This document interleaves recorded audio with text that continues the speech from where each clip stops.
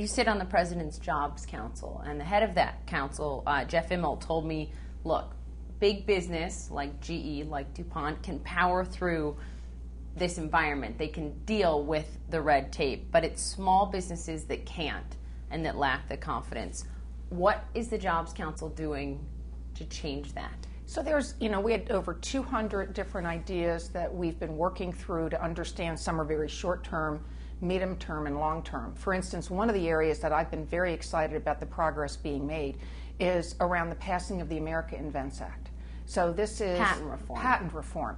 And, we've been talking about it and working on it for a decade, and it's finally here. And that not only is going to help DuPont, it's going to help small entrepreneurs who are probably impacted more greatly by the amount of time it takes to get a patent through. Mm-hmm. And by the certainty of once they get that patent, they can license it, they can play it out in their own business. So I think that's going to have just a tremendous effect. Twofold question. First, how quickly can we expect to see an impact from that act on job creation? So I think, for people like DuPont, where we get several thousand patents a year, mm-hmm. It takes us over 3 years on average to get them.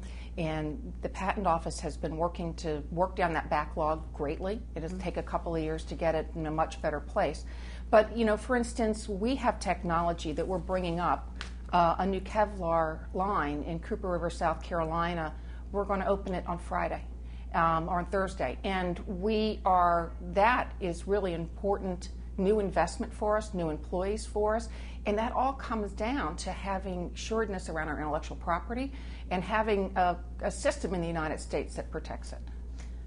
The second part of the question, when it comes to that patent reform, there have been some criticism that says this really just helps big businesses much more than it helps the small businesses, the entrepreneurs in their garage. What do you say to that criticism? Well, we had... And should we care? Is it just about creating jobs? Well, innovation is the engine on the economy. And so innovation just doesn't take place in big companies. Certainly it does in, a company like DuPont that's a science company. But I was with a group of small companies down in Research Triangle Park in June. And they were absolutely unanimous in the fact that patent reform was going to help them as much as it would help me. And they told me story after story about even if they invent something and they aren't bringing it to market, they can license it and much shorter term get revenues for them. So they were actually more vocal about patent reform in the room.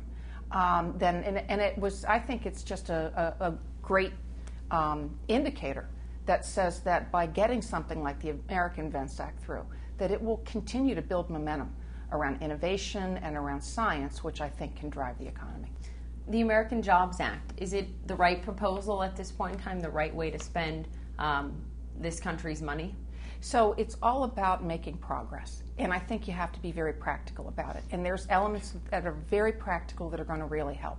And I think we have to just continue to push it, because at the end of the day... What's really going to help from that? Well, I think that so it's a very broad number of things. Yep. But I think just stimulating, in terms of making, financing more available to small companies. I mean, there's a lot of things in there that can really help, the small business can help medium business, which is a good portion of it, really get up that path. And I think sometimes it's the little things that matter more than the big.